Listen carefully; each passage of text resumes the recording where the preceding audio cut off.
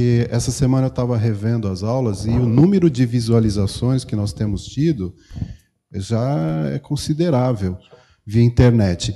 Então a gente vai tentando melhorar, tá, pessoal? Não se assustem, eu não vou tocar nada aqui, não vou cantar, não vou fazer nenhum solo, porque estou usando, ainda bem. Porque eu tô falando isso porque quando o Marcelo deu aula daqui sentado, já teve os engraçadinhos aí, né, Vanderlei? Que ficaram, né, brincando. E essa é a ideia. A ideia é a gente sempre melhorar. Se não der certo, se não resolveu nada, se não funcionou, a gente volta como era antes e tal, mas a ideia é sempre melhorar. Vamos orar, então. Pai, nós agradecemos mais uma vez pelo privilégio de estarmos aqui e estudarmos a Tua palavra. E, mais uma vez, Pai, nós queremos pedir a Tua orientação, queremos pedir que o Senhor esteja falando aos nossos corações, que o Teu Espírito Santo nos ensine nesta manhã, Pai. Mais uma vez, eu me coloco como um instrumento Teu, que o Senhor tenha misericórdia de mim, Pai, que, apesar de mim, que esta manhã seja uma manhã de aprendizado, de crescimento, Pai, e que possamos sair daqui alimentados pela Tua palavra. Obrigado, Senhor, por cada irmãozinho que está aqui nesta manhã. Peço pelas outras classes também, das crianças, dos adolescentes, dos jovens, e que o Senhor distribua muitas e muitas graças aqui nesta manhã, pelo Teu Espírito Santo, Pai, em nome de Jesus. Amém. Muito bem. Até aqui, nós estudamos um capítulo por domingo. Domingo passado, nós vimos o capítulo 4 com a Andréia, e a partir de agora, alguns capítulos terão mais de um domingo. Então, nós não vamos seguir uma regra de que cada domingo a gente vai estudar um capítulo. Então, nós estamos já no 6º domingo, né, estudando o livro de Hebreus. E nós vamos, a partir de hoje, estudar o capítulo 5. Mas eu achei interessante, como nós já vimos 4 capítulos, a gente dá uma pausa aqui, um parênteses, para fazer uma recapitulação e, por que não, uma chamada oral aqui, para ver se vocês aprenderam alguma coisa ou não, né? Se a gente está conseguindo transmitir alguma coisa aqui. É brincadeira. A gente vai dar uma olhada em tudo que a gente já viu até agora, até porque tem alguns irmãozinhos aí que estão vendo agora, vindo agora, e pode até ajudá-los aquilo que nós já vimos, né? Então, vamos lá. Primeira pergunta. Quem é o autor? Nós já vimos que o autor do livro ao Hebreus é o Espírito Santo, né? Então, essa aqui não vale, essa pergunta, né? E o escritor? O escritor, nós vimos que não se sabe. É desconhecido o escritor. Isso aqui, tranquilo. Agora, uma coisa muito importante quando você vai estudar o livro aos Hebreus é entender o contexto em que essa carta foi escrita. Para quem ela foi escrita e qual é o contexto da situação, a gente pode dizer até espiritual, né? A situação espiritual daqueles irmãos ali que estavam recebendo, ou que foram alvos dessa carta. E aí eu queria ouvir vocês. Cri, cri, cri, cri. Estou ouvindo só um. Nós vimos que são hebreus convertidos e que mais?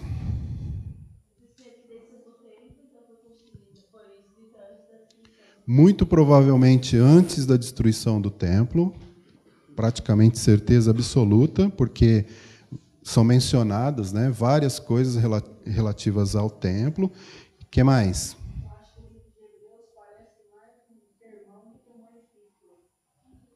Parece mais um sermão? Ok. O que mais? Os hebreus estavam com tendências a voltar para o judaísmo. Uhum. Isso. Essa é uma coisa muito importante para a gente entender o porquê desse sermão, né? Porquê dessa carta. Muito provavelmente, havia já se passado alguns anos após a ressurreição de Jesus, certo? Provavelmente, os leitores desta carta já eram de uma segunda geração de crentes. E lá em Hebreus existem alguns versículos dizendo que eles tinham sido perseverantes na fé, que eles eram firmes.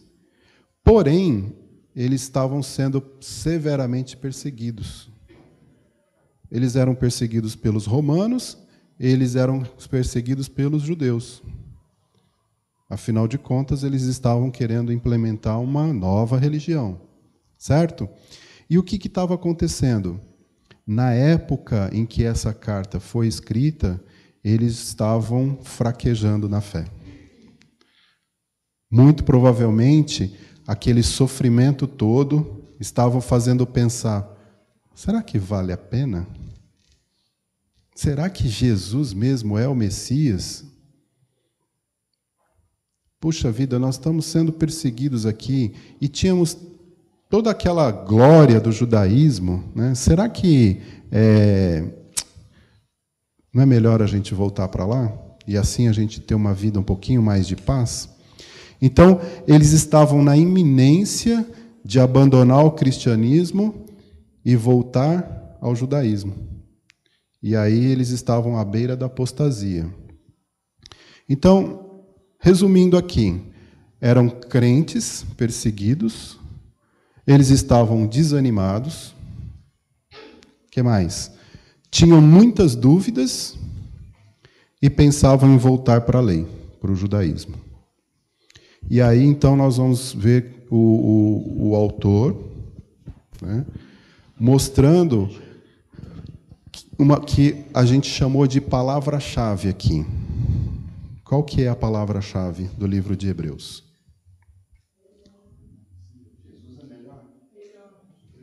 Melhor, superior. E aí ele vai falar, né? Essa palavrinha você vai encontrar várias vezes no livro, da questão do melhor, de ser superior. E, como o irmão Antônio disse, né? Jesus Cristo é o superior. Ele é superior aos anjos, ele é superior a Moisés, ele é superior a Arão, e por aí vai. Então, você vai encontrar no livro de Hebreus sempre essa comparação com a nova aliança e a antiga aliança, ou o Antigo Testamento e o Novo Testamento, e você vai ver também os contrastes que o autor vai colocando dentro deste raciocínio que ele vai desenvolvendo, não é isso? Então, nós sempre vamos verificar um esforço enorme do autor colocando que aquilo que eles estavam, aquela escolha que eles tinham feito era muito melhor do que a anterior. Não é isso? O que mais, pessoal? Alguém quer falar aí mais alguma coisa que eu esqueci até por enquanto? Não? Nós vamos falar do sumo sacerdote, né? E hoje a gente vai começar a falar sobre o sumo sacerdote, e isso é muito importante também. Mas vamos lá, então. Não sei se você se lembra, mas o capítulo 1 começa: havendo Deus outrora falado de muitas maneiras pelos pais, aos pais, né? Pelos profetas, nesses últimos dias nos falou pelo Filho. Então nós vemos o autor, que nada mais é do que o Espírito Santo, né? Mostrando que Deus se revela, que Deus fala. Deus nunca deixou de falar. No Antigo Testamento ele falava pelos profetas, né? E no Novo Testamento ele falou pelo Filho. Esse é um início fantástico, eu acho, desse livro, porque ele me lembra Gênesis 1:1, que no princípio criou Deus os céus e a terra. E não tem dúvida em relação a isso, não tem discussão em relação a isso, né? E aqui, olha, Deus fala, Deus se revela de várias formas, mas Ele se revela também através da fala. Deus fala conosco a todo momento. E Ele fala do Filho. Agora, quem é o Filho, pessoal? Ah, tá, Jesus. Certo? Isso, mas quem é o Filho que Ele vai dizer aqui nesse capítulo 1 para nós?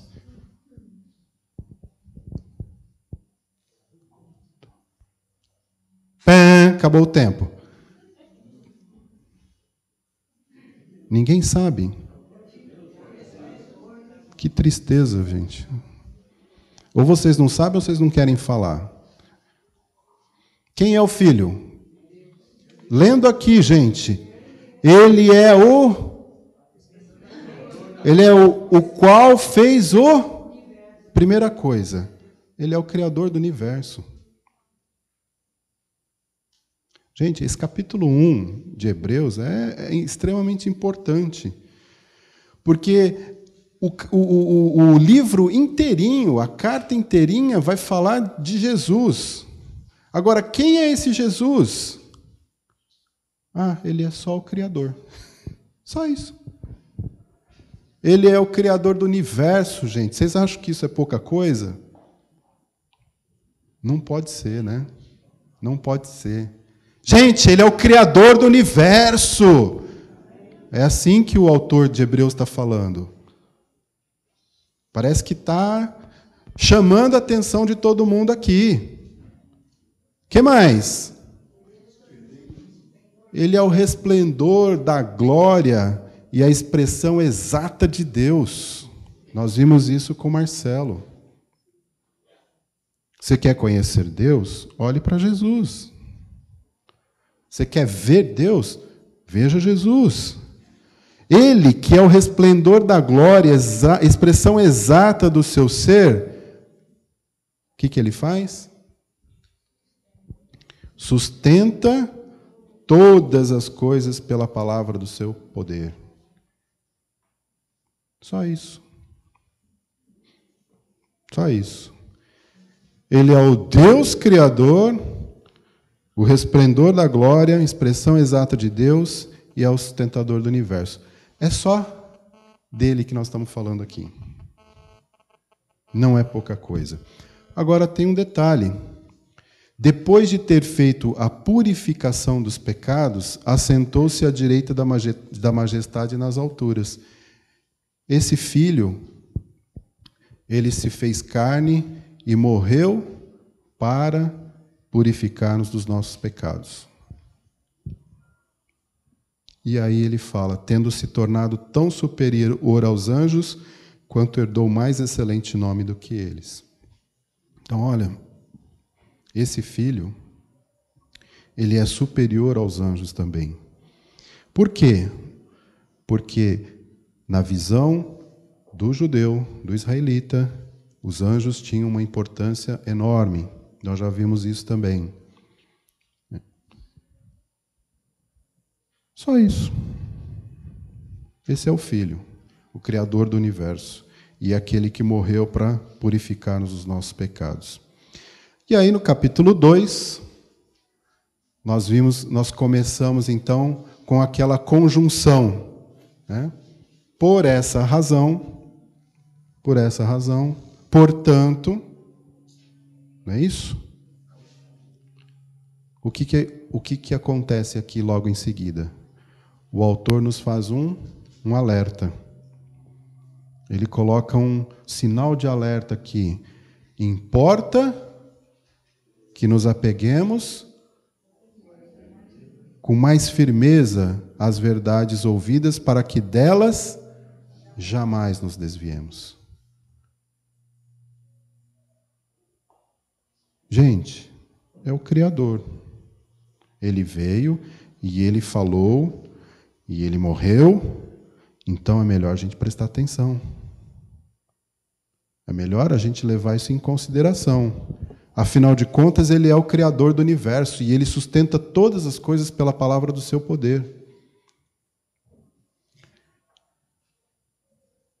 E aí nós vamos entender todo o raciocínio que o autor vai discorrendo ao longo dos capítulos para mostrar por que eles não deveriam abandonar, ou por que eles não deveriam voltar, ou por que eles estavam numa situação melhor, apesar da perseguição, apesar dos sofrimentos da carne. É isso? E aí ele continua. Como que nós vamos escapar se nós negligenciarmos tão grande salvação? Uma salvação que foi anunciada pelo próprio Senhor Jesus, uma salvação que foi confirmada por testemunhas oculares. O apóstolo Pedro diz que não foi invenção, não é fábula. Ele viu, ele esteve lá, ele viveu aquilo. E o testemunho de Deus foi através de sinais, de prodígios, de milagres, para provar que é Deus quem estava agindo ali. Nós vimos alguns milagres de Jesus que só Ele poderia ter feito. E, estudando esse assunto, eu cheguei num artigo. Um dia eu vi um artigo de uns milagres que somente o Messias poderia realizar, que seria sinal para o povo judeu da época. E quando a gente pensa nisso, a gente entende por que Jesus estava lá em determinado local e os sacerdotes, né, os escribas e os líderes religiosos da época iam lá para ver. Quem é esse Jesus aí? O que ele está fazendo? O pessoal está dizendo que ele é o Messias. Será que ele é o Messias? Lembram-se de Nicodemos? Nicodemos chegou para Jesus e falou assim: mestre, os sinais que tu fazes tem que ser de Deus. Eles sabiam. Eles estavam vendo os sinais e os prodígios e vários milagres que estavam acontecendo ali. E os dons do Espírito Santo que foram direcionados e foram outorgados para aqueles que estavam crendo, estavam nascendo de novo e estavam, através dos seus dons, exercendo serviços para a proclamação do Evangelho. Não é isso? Tudo isso, então, nós vemos no capítulo 2. O que mais? No capítulo 2, nós vemos que Jesus é soberano. É interessante porque há um contraste aqui, porque ao mesmo tempo que fala da soberania de Jesus, diz que ele é submisso, que ele foi feito por um pouco tempo menor do que os anjos. Não é isso? E era necessário que isso acontecesse. Por quê? Porque ele nos livrou da sentença da morte. Jesus libertou-nos da culpa do pecado, e aí lá no 2,18 diz que ele ajuda-nos nas nossas tentações. Pois naquilo que ele mesmo sofreu, tendo sido tentado, é poderoso para socorrer os que são tentados. E aí nós temos a advertência, né? O alerta, para não nos desviarmos dessa verdade, que é uma mensagem de Deus, e não desobedecermos a Ele. Agora, eu estava preparando aqui e pensando em algumas coisas que Eu fiquei em dúvida em relação a... Todos nós sabemos por que Jesus veio pagar o preço do nosso pecado. O que é a figura do remidor? Aquele que faz a remissão, né, dos nossos pecados. E eu queria perguntar para vocês assim, quem já leu o livro de Ruth? Quem conhece, né, a história de Ruth? Então vamos lá. Eu fiquei pensando, por que esse livro está na Bíblia? O livro tem 4 capítulos, conta a história de Ruth, né, e é um livro extremamente interessante. Se você pegar o livro de Ruth, eu tenho certeza que você não vai demorar mais do que 20 minutos para ler. 15, 20 minutos. E tem uma história muito bonita aí. Quem pode contar um pouquinho dessa história para mim, resumidamente? Pega o microfone aí e conta para mim, resumidamente. Alguns de vocês que já leram aí. Ou pode ser mais de um também. Rapidinho. Vai, Eunice, Célia, Andréia.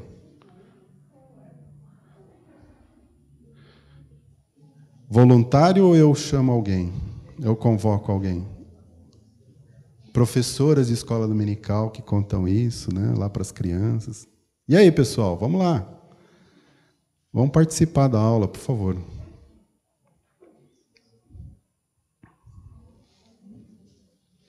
Vamos lá, gente. Quem era Ruth?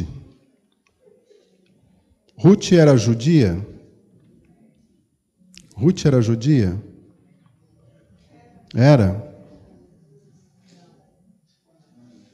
Ruth era moabita. A sogra dela era Noemi. Não é isso? Vai, me ajuda aí. Quem pode me ajudar nessa historinha? Por favor. Hã?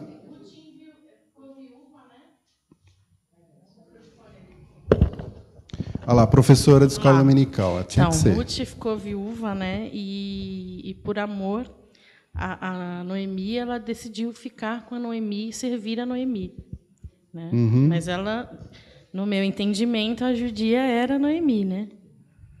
A Ruth era moabita e ela... por isso que tem o juramento de Ruth, né? Ela jura para Noemi, por onde quer que tu fores, irei eu também. Bom, a história toda começa em que Noemi era casada com Elimeleque, não é isso? Eles tinham 2 filhos, e aí teve fome na terra, e eles foram para uma outra terra onde havia pão, lá havia comida. Lá, os filhos casaram com mulheres moabitas. Uma delas era Ruth, certo? E aí o que acontece, pessoal? Elimeleque morre, os filhos morrem e só ficaram as mulheres, certo? E aí as mulheres, então, vocês sabem que a mulher era dependente do homem para sobreviver. O que acontece? Elas pensam e vamos voltar para a nossa terra, lá nós temos os nossos parentes, certo? Isso na cabeça de Noemi, e ela despede, então, as suas noras. E diz assim, olha, vocês podem voltar para a casa dos parentes de vocês, das suas... né? Isso. Porque eu não tenho condição mais de sustentar vocês. Eu não tenho mais idade para ter marido e ter filhos, para que vocês possam casar com esses filhos. E, mesmo assim, até se eu casasse e tivesse filho, olha quanto tempo demoraria para que eles pudessem sustentar vocês. Então, já morria todo mundo de fome. Certo? E aí, qual foi a atitude de Ruth, pessoal? Ruth falou assim, o teu povo é o meu povo, o teu Deus é o meu Deus. E aonde você for, eu vou com você. E onde você morrer, eu vou morrer também. E onde você for sepultado, eu vou sepultar também. E foi junto. E eles voltaram. Vocês se lembram de onde que eles eram? De que casa que eles eram? De que família? De que cidade? de Judá, de Belém, de Belém. Né? E aí o que acontece? Ruth conhece um camarada chamado Boaz. Ela vai para o campo primeiro, né, Marcão? Ela vai trabalhar e ele, do que sobra, ela nem vai pegar, na realidade, do que sobra, ela pega para poder sustentar ela e Noemi. Existia um costume, na verdade era uma lei, né, uma lei judaica, que quando eles iam colher da cega lá do milho, o que caísse no chão ficava para os pobres e para os estrangeiros. E Noemi foi lá no campo de Boaz para colher o que caía da cega. E lá, então, Boaz conheceu Noemi, provavelmente se apaixonou por ela, né? Desculpa, por Ruth. Ruth. Já estou confundindo aqui todo mundo. É para ver se vocês estão prestando atenção.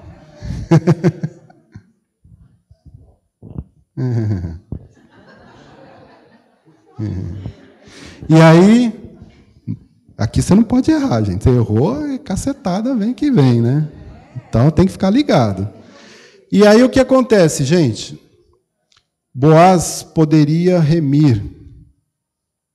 Ele era um dos remidores, não é isso? Mas tinha um outro na frente. Bom, toda essa história, por que nós temos então o livro de Ruth lá? Alguém leia para mim Ruth 2, 19 e 20.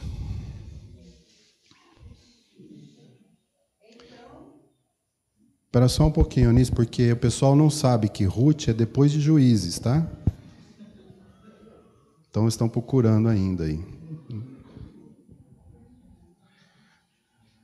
Acharam? Então vamos lá, pode ler, Eunice. Então lhe disse a sogra: onde colheste hoje? Onde trabalhaste? Bendito seja aquele que te acolheu favoravelmente. E Ruth contou à sua sogra onde havia trabalhado e disse: o nome do Senhor em cujo campo trabalhei é Boaz. Então Noemi disse à sua nora: bendito seja ele do Senhor, que ainda não tem deixado a sua benevolência, nem para com os vivos, nem para com os mortos. Disse-lhe mais Noemi: esse homem é nosso parente chegado e um dentre os nossos resgatadores. Então, a primeira coisa que a gente observa aqui e aprende é que, para ser o remidor, a pessoa tinha que ser parente daquela a ser remida. E a pessoa tinha que ser parente. Então, Boaz era um dos possíveis resgatadores aí. Outra pessoa leia para mim, Ruth 3, de 8 a 12. No microfone aí, de preferência.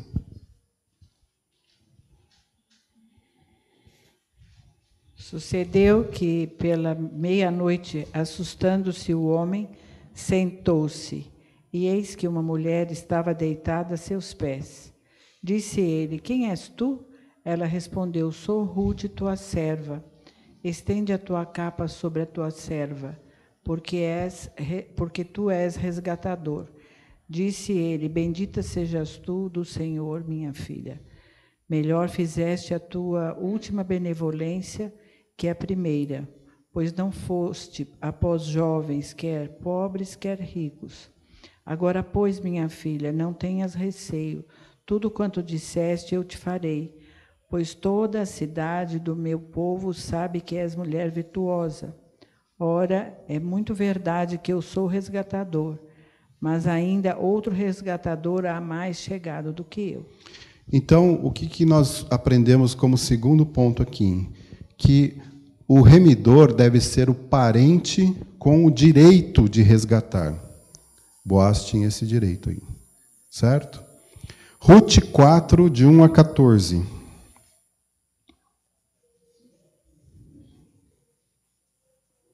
Vou ler. Boaz subiu à porta da cidade e assentou-se ali. Eis que o resgatador de que Boaz havia falado ia passando. Então lhe disse: Ô fulano, chega-te para aqui e assenta-te. Ele se virou e se assentou. Então, Boaz, interessante que esse resgatador não tem o nome dele, né? É o fulano. Esse é o fulano. E disse ao resgatador: aquela parte da terra que foi de Elimeleque, nosso irmão, Noemi, que tornou da terra dos Moabitas, a tem para venda. Resolvi, pois, informar-te disso e dizer-te: compra na presença destes que estão sentados aqui e na de meu povo. Se queres resgatá-la, resgata. Se não, declara-mo para que eu o saiba, pois outro não há senão tu que a resgate. E eu depois de ti. Respondeu ele: eu resgatarei. Disse, porém, Boaz: no dia em que tomares a terra da mão de Noemi, também a tomarás da mão de Rute, a moabita, já viúva, para suscitar o nome do esposo falecido sobre a herança dele. Não pode ser só a terra, tem que levar, né, a Rute também. Aí, se é assim, não poderei resgatar para que não prejudique a minha. Então, redime tu o que me cumpria resgatar, porque eu não poderei fazê-lo.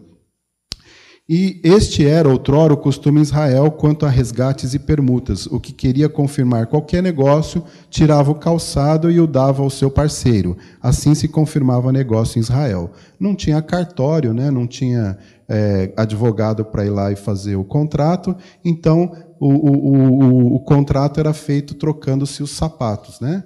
Então, cada um dava um par do seu sapato para o outro, e era assim que eles firmavam o negócio lá em Israel.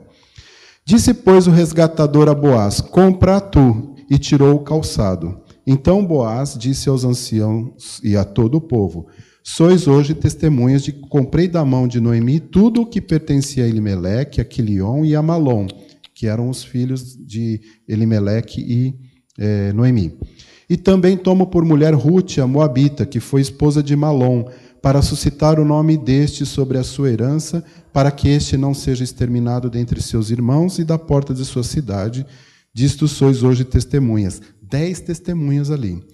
Todo o povo que estava na porta, os anciãos disseram: somos testemunhas. O Senhor faça a esta mulher que entra na tua casa como a Raquel e como a Lia, que ambas edificaram a casa de Israel. E tu, Boaz, ade valorosamente em Efrata e faz-te nome afamado em Belém. Seja a tua casa como a casa de Pérez, que Tamar teve de Judá, pela prole que o Senhor te der desta jovem. Assim tomou Boaz a Rute, e ela passou a ser sua mulher. Coabitou com ela, e o Senhor lhe concedeu que concebesse, e teve um filho.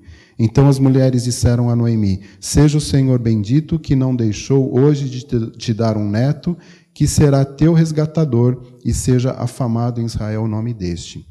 Então, o remidor deve ser o parente que deseja remir. O Boaz queria fazer isso, e ele foi lá e fez. E, finalmente, gente, em Rute 2, 17 a 20, diz assim: esteve ela apanhando naquele campo até a tarde, debulhou o que apanhara e quase um efa de cevada. Tomou, veio à cidade e viu sua sogra o que havia apanhado. Também o que lhe sobejara depois de fartar-se, tirou e deu à sua sogra. Então lhe disse a sogra: onde colheste hoje? Onde trabalhaste? Bendito seja aquele que te acolheu favoravelmente. E Rute contou com a sua sogra onde havia trabalhado e disse: o nome do Senhor em cujo campo trabalhei é Boaz. E então Noemi disse à sua nora: bendito seja ele do Senhor, que ainda não tem deixado a sua benevolência nem para com os vivos nem para com os mortos. Disse-lhe mais Noemi: esse homem é nosso parente chegado e um dentre os nossos resgatadores. Então, ele tinha que ser o parente que podia satisfazer as exigências da lei, ou seja, que tinha capacidade ou poder para remir. Então, olhando para isso aqui, a gente fica pensando o seguinte: por que esse livro está aqui na Bíblia, né? Uma história bonita até, um romance aqui, com um início trágico, mas com um final feliz. Como a Andréia falou domingo passado, Deus é especialista, né, em transformar o mal em bem. E nós vemos as características de um remidor dentro da lei. E ele tinha que ser parente, ele tinha que ter o direito, ele tinha que desejar, e ele tinha que satisfazer as exigências da lei, ou seja, tinha que ter capacidade ou poder para isso. Tinha que ter recursos financeiros. E esses recursos financeiros não poderiam estar penhorados, não poderiam estar presos com outras coisas. E aqui nós vemos, então, a figura do Goel, o remidor, que é o nosso Senhor Jesus. Ele precisava ser parente. Então, o Deus Criador do universo, aquele que é o esplendor da glória de Deus, ele tinha que se fazer homem, pelo princípio de igualdade. Para ser um parente da raça humana, Deus precisava se encarnar. E ele tinha que desejar pagar esse preço. E o Senhor Jesus, a Bíblia nos diz que ele se ofereceu. E ele tinha que ter condições para isso. Será que o Deus Criador teria condições? Então é muito interessante a gente entender algumas figuras bíblicas dentro da lei, estudando o que acontecia lá, para a gente poder entender por que Jesus precisava ser homem, por que ele precisava pagar o preço, né, pelos nossos pecados e etc, etc. Se nós olharmos lá em Mateus, capítulo 1, versos, acho que é 5.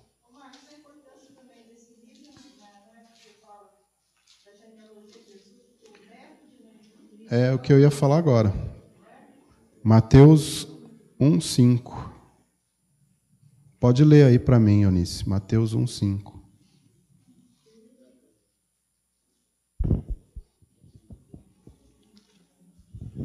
Desse casal, né, nós temos...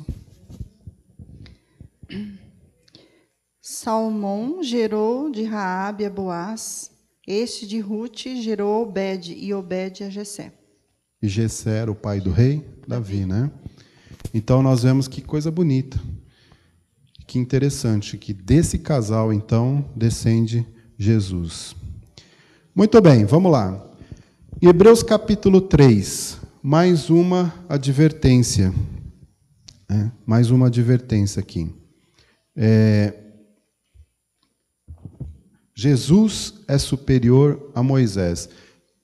Vocês fazem ideia da figura que representava, a figura que era Moisés para o israelita?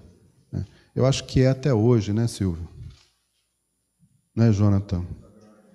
Moisés tem um papel assim extremamente importante e agora vem alguém e fala assim, olha, né?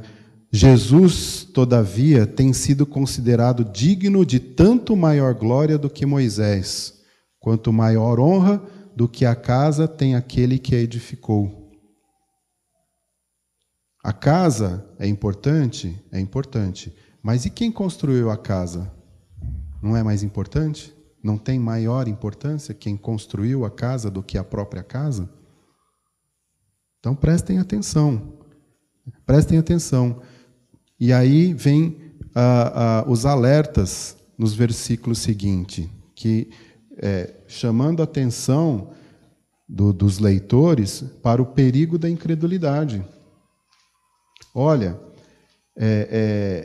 vocês se lembram como quando aconteceu lá no deserto?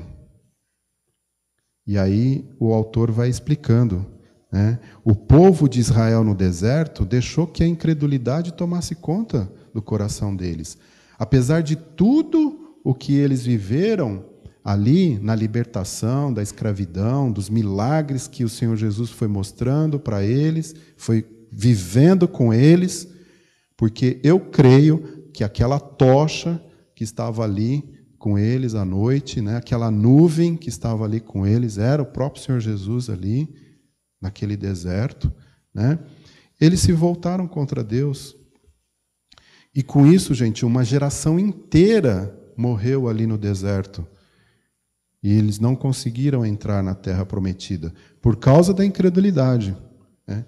E aí o autor faz uma exortação à fidelidade a esse Deus, a esse Jesus, que é superior a Moisés, né? E se você ler aí nos versículos 12 a 14, você vai ver, cuidado, meus irmãos, para que o coração de vocês não seja igual ao coração daqueles nossos pais lá no deserto. Né? E nós temos que tomar cuidado, então, em relação a essas coisas. No capítulo 4, nós vimos, então, com a Andréia domingo passado, que Deus promete descanso para o seu povo.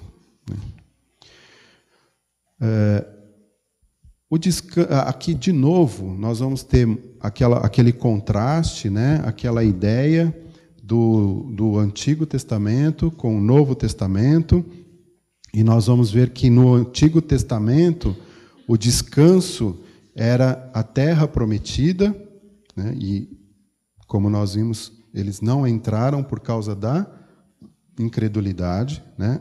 E agora o descanso de Deus no Novo Testamento é o lugar da perfeita vontade de Deus disponível a todos aqueles que crerem, ou seja, é também pela fé. E o autor, nós os que temos crido, é que entramos no descanso. Então nós vimos essa questão da jornada do crente rumo a um repouso espiritual no reino de Deus. Nós vamos... nós já temos esse descanso, por quê? Por que nós já temos esse descanso? Porque isso já é uma realidade na nossa vida. A nova aliança já é uma realidade na nossa vida. Eu não estou falando aqui de prosperidade, eu não estou falando aqui de vida fácil, né?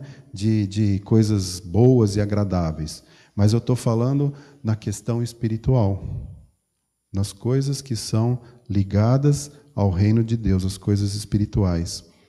E o descanso dos judeus sob a liderança de Moisés, depois de Josué, né, era temporário. E significava ocupar uma terra que seria deles, que foi dada a eles. Então, esse era o descanso oferecido para eles. E para nós? A nossa morada está lá nos céus. Como a Andréia falou aqui domingo passado, nós aqui estamos de passagem. Mas o nosso descanso já está garantido no Senhor Jesus. Nosso descanso espiritual já está garantido nele.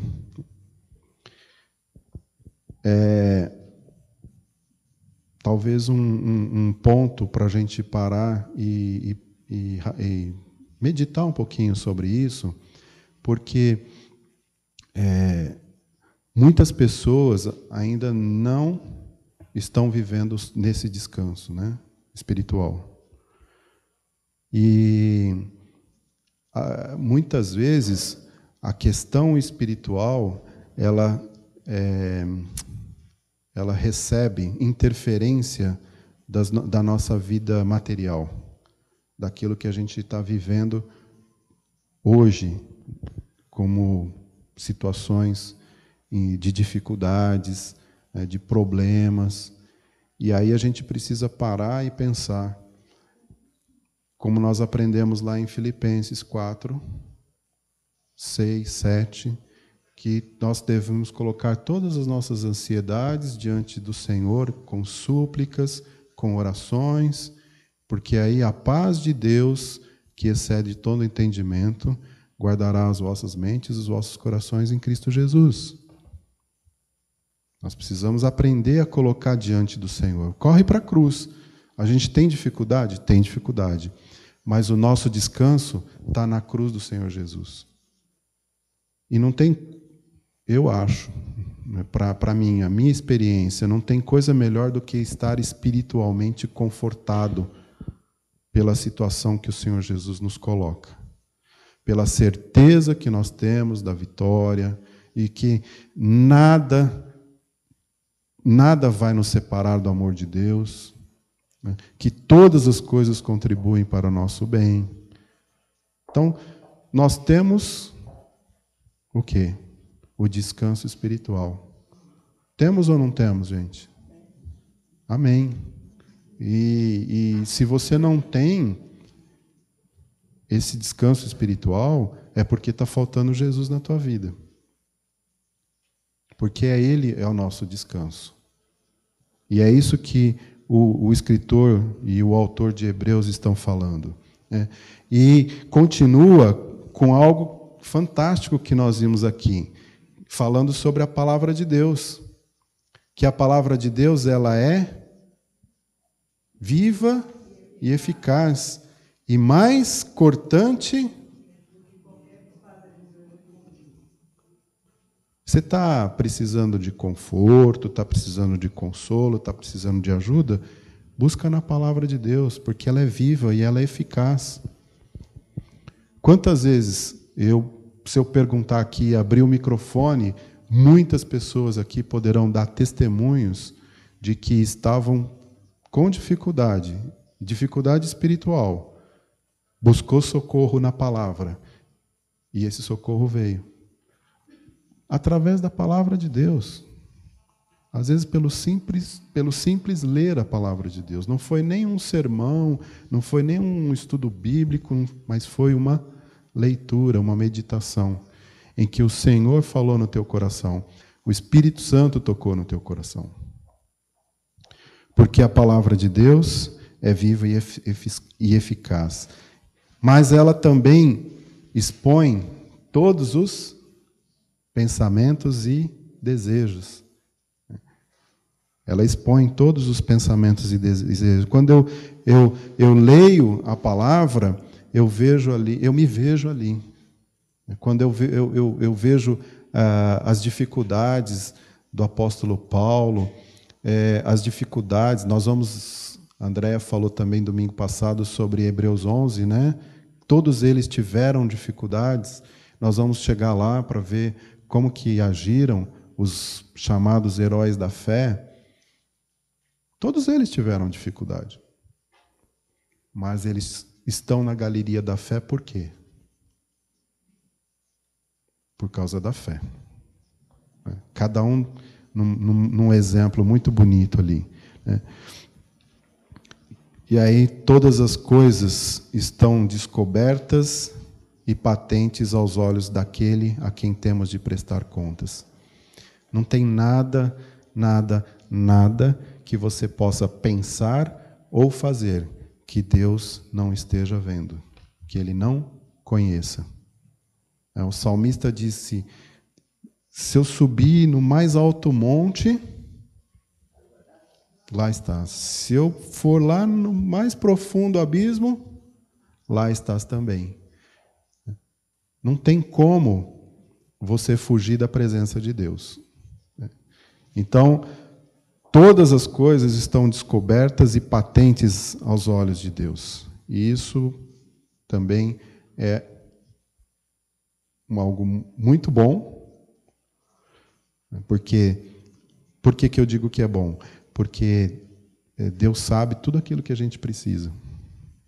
E, na verdade, Ele nos dá tudo aquilo que nós precisamos. Se você parar para pensar, não falta nada na tua vida. Nós, inclusive, estamos aqui com muitos privilégios nesta manhã. A porta da nossa igreja está aberta. Na nossa Constituição desse país ainda temos liberdade de culto. Né? Não sei por quanto tempo, mas ainda temos.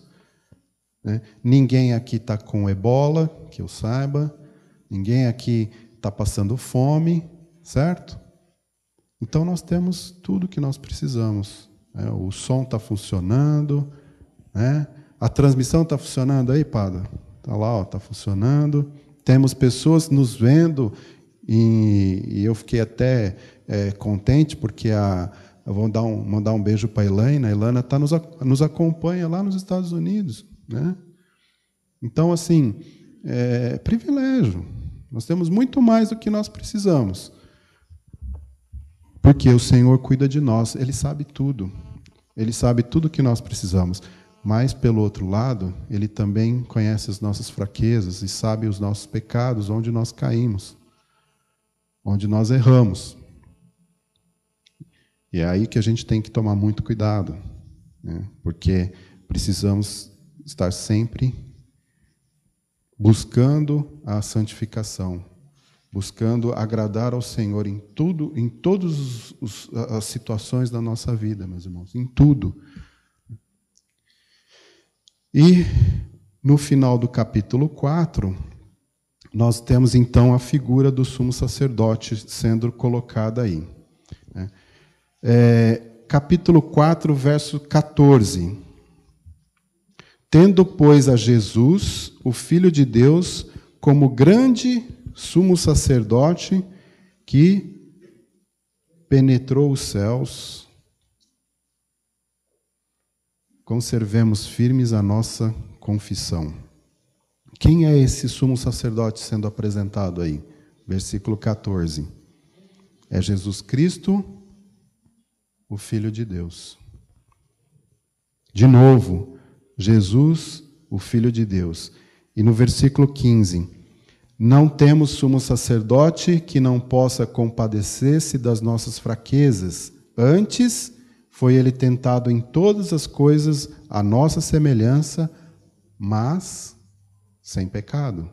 Então, nós temos um sumo sacerdote que foi tentado em todas as áreas, mas sem pecado.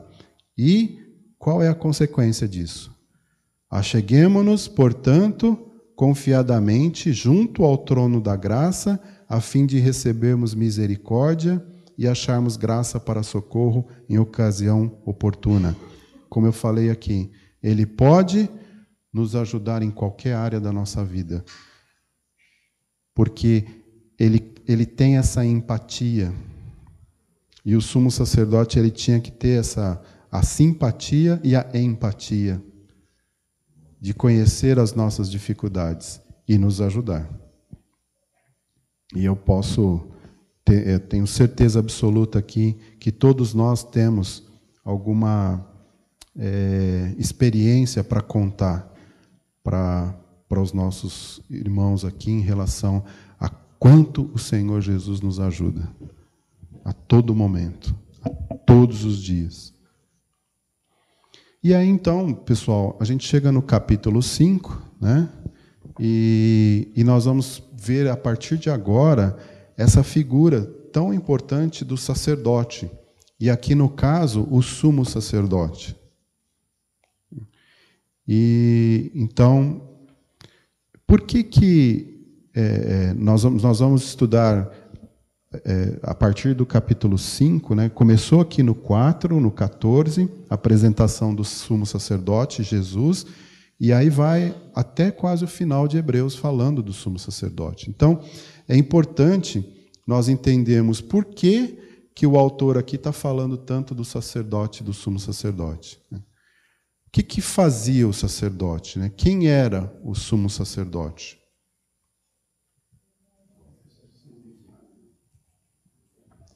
Eu não ouvi. O intermediário? Então, eu fiz uma coisa interessante aqui. Eles tinham os profetas, né? Antigamente, você tinha lá no Antigo Testamento o profeta, que ele tinha um papel diferente do sacerdote, né? Qual que era o papel do profeta? O papel do profeta era falar as coisas de Deus ao homem, não é isso? Então você tinha assim um relacionamento horizontal, era o profeta com o homem, certo? E o sacerdote? O sacerdote, a melhor definição de sacerdote que eu achei aí na Bíblia é Hebreus 5:1. Alguém leia para mim? Hebreus 5:1. Porque todo sumo sacerdote, sendo tomado dentre os homens, é constituído nas coisas concernentes a Deus, a favor dos homens, para oferecer tanto dons como sacrifícios pelos pecados. Então, o sacerdote era tomado dentre os homens, né? Constituído nas coisas concernentes a Deus a favor dos homens. Então, ele era aquela pessoa que apresentava a Deus as ofertas do homem em relação aos seus pecados.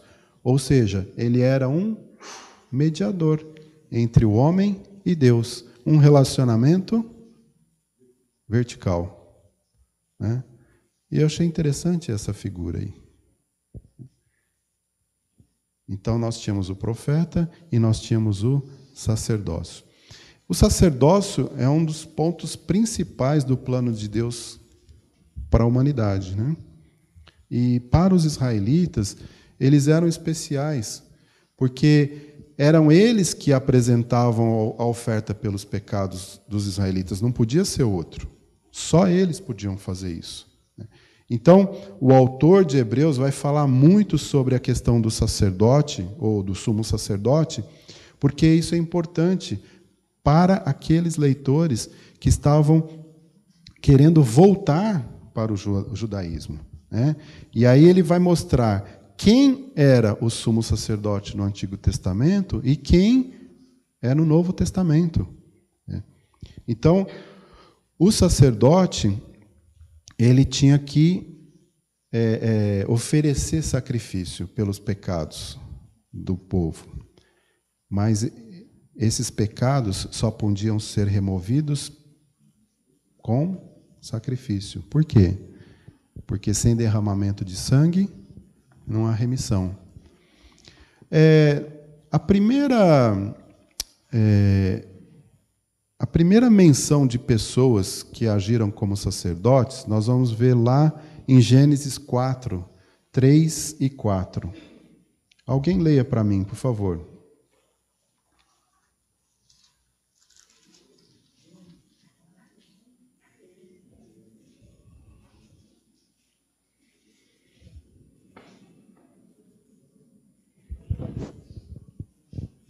Pode ler? Aconteceu que, no fim de uns tempos, trouxe Caim do fruto da terra uma oferta ao Senhor. Abel, por sua vez, trouxe das primícias do seu rebanho e da gordura desse. Agradou-se o Senhor de Abel e de sua oferta. Então, eles estavam aqui oferecendo ofertas de sacrifícios ao Senhor, né? A gente sabe que a oferta de Caim não era exatamente aquela que o Senhor havia dito que deveria ser, né? No período patriarcal, Gênesis 8, 20.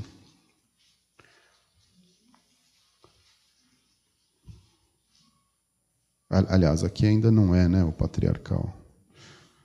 Gênesis 8, 20, Noé levanta um altar ao Senhor e, tomando de animais limpos e de aves limpas, ofereceu holocausto sobre o altar. Gênesis 12, 8. Alguém leia para mim?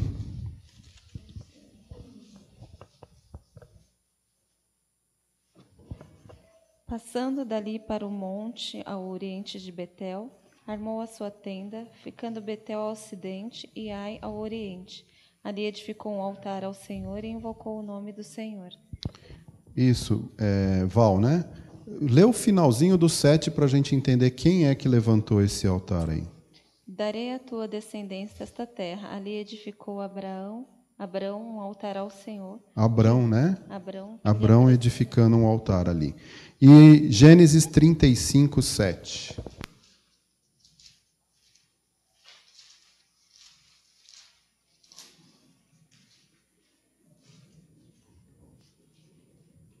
Seis e 7.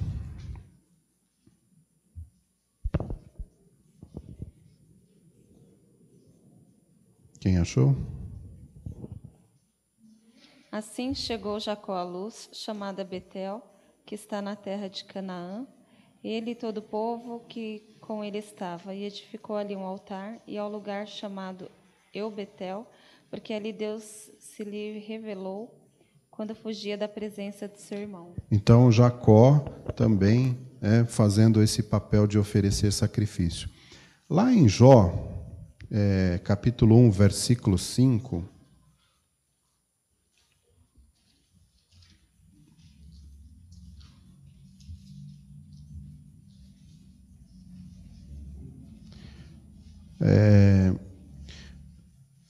Os teólogos nos dizem que Jó deve ter sido conterrâneo de Abrão, viveu mais ou menos na época de Abrão, ou seja, antes da lei, né?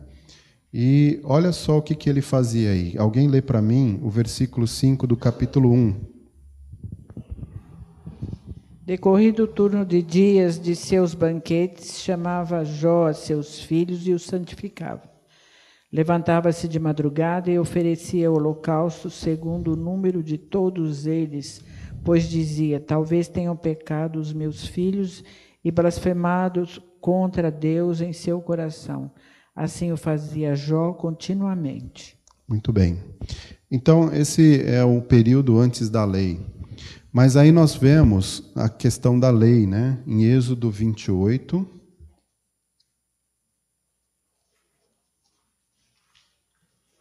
Os versos de 1 a 3.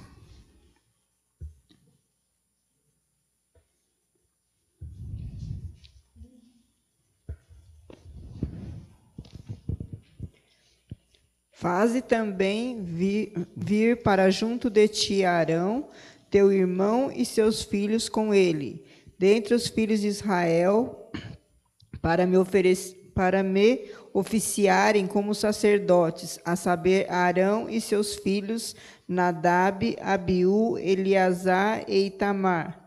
Farás vestes sagradas para Arão, teu irmão, para glória e ornamento.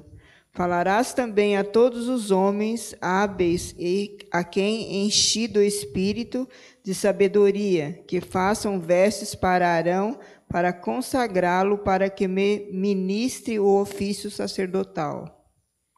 Então aqui nós vemos Deus escolhendo Arão e seus filhos para serem os sacerdotes, né? 29, versículos 8, 9 e depois o 44. Oi.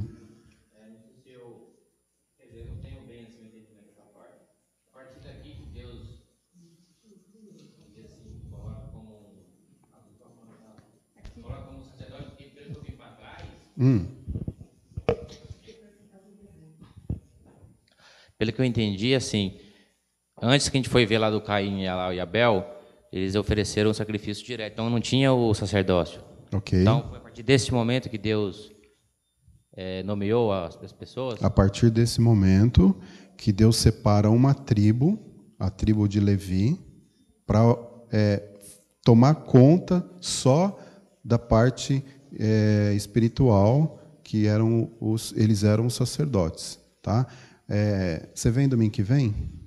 Então tá bom, porque hoje não vai dar tempo de eu explicar, o nosso tempo já acabou, mas eu vou continuar falando sobre o sacerdócio no próximo domingo, tá bom? E aí você vai entender, e eu vou mostrar no próximo domingo a diferença entre o sacerdote e o sumo sacerdote, como é que funcionavam estas coisas, para a gente poder entrar na questão do Jesus como nosso sumo sacerdote. Tá? Então, só para terminar aqui, o 29, 8 e 9, né? Faltou? E o 44? Farás depois que se cheguem os filhos de Arão, e os vestirás de túnicas, e os cingirás com o cinto. Arão e seus filhos, e lhes atarás as tiaras, para que tenham o sacerdócio por estatuto perpétuo, e consagrarás Arão e seus filhos. E aí no 44, e consagrarei a tenda da congregação e o altar, também santificarei Arão e seus filhos para que me oficiem como sacerdotes. Então, a partir daqui, Silvio, Deus institui o sacerdócio levítico, né? E nós vamos verificar que Jesus é sacerdote, é sumo sacerdote segundo a ordem de Melquisedeque. E o que é isso, né? Por que essa diferença? Qual é a diferença?